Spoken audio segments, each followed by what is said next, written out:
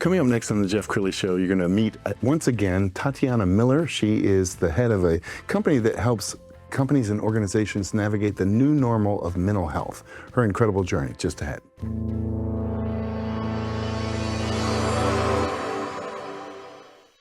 Many are predicting that the worst is yet to come, which is unfortunate, said one person here. Until now, they've enjoyed the reputation of being the nation's icebox. Watched a burglar in his home this morning by webcam. As a journalist of over 25 years, stories are what make my world turn. Reporting live from the Dallas newsroom tonight, Jeff Crilley, Fox 4 News. But in 2008, I took the jump from my familiar life and started a PR firm from my home. We're talking about anyone with a camcorder like the one I'm using becomes a television network. We started slowly growing the company, and we now have over 100 clients, and we've branched into the world of live digital broadcasting. I now own 8 different TV studios and have a huge team, and the stories that I now get to share are sometimes the most important of my life. Life has a funny way of coming around full circle. This is the Jeff Crilley Show. All right, so I'm so excited about this episode because Tatiana Miller is coming back to my studio. She's the founder of RX for Life, and she's going to be talking about the mental health pandemic. It's not really spoken about a lot. Many employees would never raise their hand and say, I'm burned out or I'm dealing with something, but it's a subplot to every company and every organization on the planet these days. Tatiana, thanks for coming back on the show. Thank you. Thank you for having me. Yeah. Is there a stigma attached to, saying I need a mental health day? Oh, absolutely. I think there's a stigma just with talking about mental health. I remember one executive that I worked with, and he goes, I don't have that. And I was like, you don't have what? And he goes, I don't have mental health. And I said, yes, you do. Everybody does. Everybody has it to some dimension, right? Some people are doing very well with it. Some people are struggling with it, but we all have mental health. And I think there's a huge misconception about what human beings are. Yes. and the dimensions that make us up, right? It's not just a body and a mind. There's soul, there's health. There's our physical Yes. health, there's our mental health, there's our emotional health. And our mental health and our emotional health can be interrelated, but they are also two different things. Yes. Well, every generation kind of looks back to a simpler time. So when I'm growing up in the 70s, Happy Days was the Right. show. And that was a simple life, right? Mm-hmm. You went to the malt shop. Right. You flirted with a girl.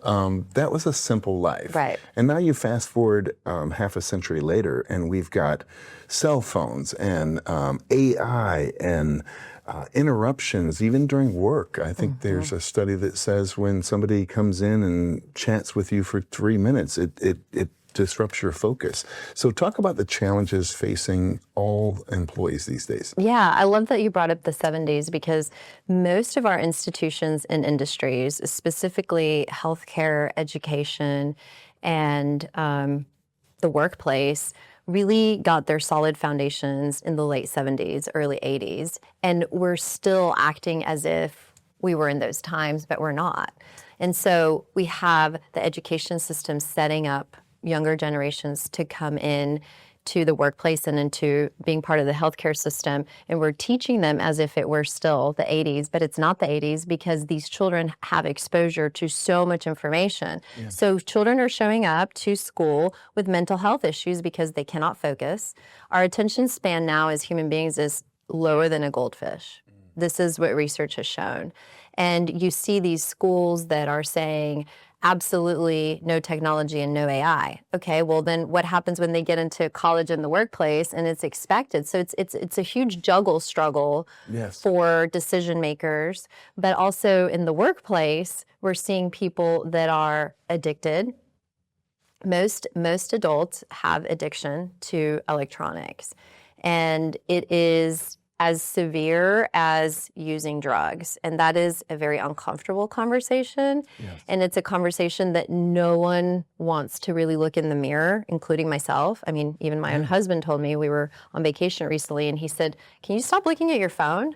And I looked at him and I said, I'm not looking at my phone, we're on vacation. And he goes, yeah, you are, too much. But it becomes such a secondary habit that you don't even realize it. But that leads to mental health issues because you're constantly seeking this dopamine drop, which leads to emotional problems, which leads to a whole trickle effect in the workplace of people feeling, number one, people feeling like they're able to listen to one another and interact with one another because there's always something that they're being pulled to do, which is check their phone or check their emails. Agreed. And this is causing huge disruptions because productivity has gone down.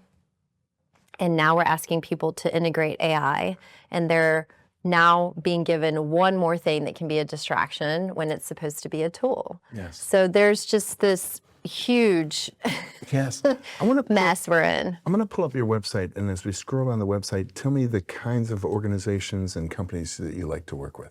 I love to work with all kinds of companies because here's the thing. We as human beings all have the same needs.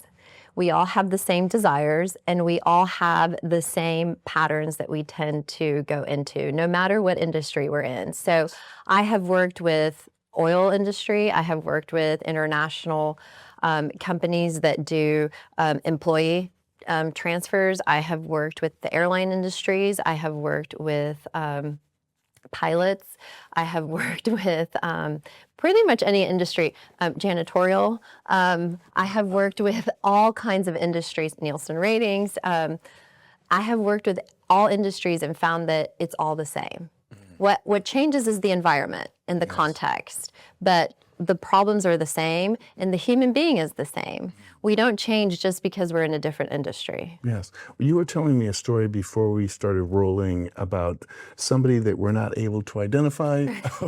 So go ahead and share as much as you're able to. Yeah. So this is a recent executive coaching client that I had that became a federal agent and is moving on to other great things. But the issues of somebody that's brave, that's, willing to protect us and sacrifice themselves are no different, right? The doubts, the imposter syndrome, the feeling doubtful about, is this the right decision for me? Is this the right path? Can I focus? Yes. Can I go to training and not be allowed to use my phone? This is something that a lot of people are having a lot of issues with, new rules about at schools. Parents are freaking out. Their kids can't have their phone. The kids are freaking out. In the workplaces having to come up with laws and standards on social media usage and on phone usage and on can we track our employees or not.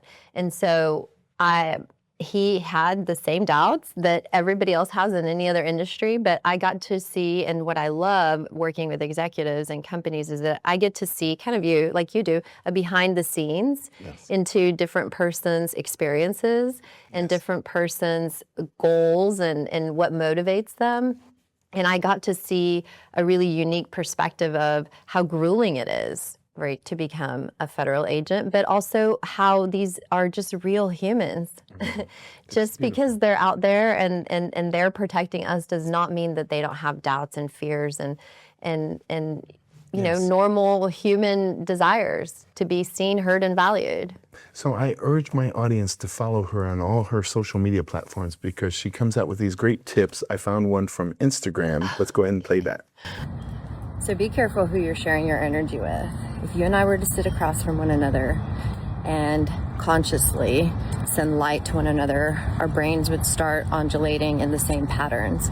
Physics has shown us that light can be medicine, right? The light, the love, the compassion that we send one another. But the same is true for negative energy. So be careful today who you share your energy with. He's bringing me into this. So I think that's profound because we all, we are the average of the group that we hang out with. 100%. And if you hang out with a bunch of positive people, you're positive. But if you hang out with a bunch of negative Nellies, you end up becoming a complainer. Absolutely. Talk a little bit more about that. Yeah. So I actually recorded this on my morning walk because one of the things that I've found when I do consulting for companies or for individual executives is that they need help finding a balance in their life in different dimensions, right, of who they are. And one of the things that I like to show is the rawness of being a human. No makeup, morning walk, hair a mess. And I think it's important to show people that no matter what you do, whether you're a forward-facing public person or a private person, being a real human is a real experience. And we don't have to live this illusion that social media is portraying, or that all of these things that are now coming at us are portraying, for everything to be perfect and everything to be staged and everything to look a certain way. We as humans are always changing, and we're always being challenged, and life is not perfect. Life is full of obstacles. And so I put those posts out there for people to know it's okay to have doubts. It's okay to say, every time I hang out with this person or work with this person, I feel better, or I feel worse, or I feel drained, or I feel charged. And that's what I think companies don't realize about the culture that they're either helping or promoting. Yes. And a lot of times when companies bring me in for how do we help our employees feel more satisfied or engaged, or how can we be more innovative, or they bring me in now for simple things like, can you explain how the brain works? I loved that a very big company that is in tech brought me in and said, just help us understand how our brain works. Because when we understand who we are and how we work, we're going to be better at our jobs. Yes. And we're going to put out better products. Well, it seems like you have a very calm coaching style. So if a organization or company watching this decides to bring you in, you're not Dr. Phil. You're not going to punch them in the nose and tell them that they're dumb. No. Tell us about your coaching style. Well, I feel like some clients will say that, yes, I do challenge them, but we have to be pushed just enough to where we feel worried about being pushed, but we also can be capable of moving a centimeter forward or an inch forward. And one thing that I learned in clinical work is that when we meet clients where they are, they feel seen, and they feel more motivated to actually want to make a change, because all human beings resist change. We don't like it, we don't want it, even if we know we need it. And so when you go in and punch people, they're going to become defensive, right? I try to meet clients where they're at, and I also try to work with where they feel the most motivated. And motivation is hard to put into a person, right? They have to want it. I think it's amazing. Let's. We've got about 2 minutes left, so look into the camera on the left and talk to that organization that might need to bring you in. Okay.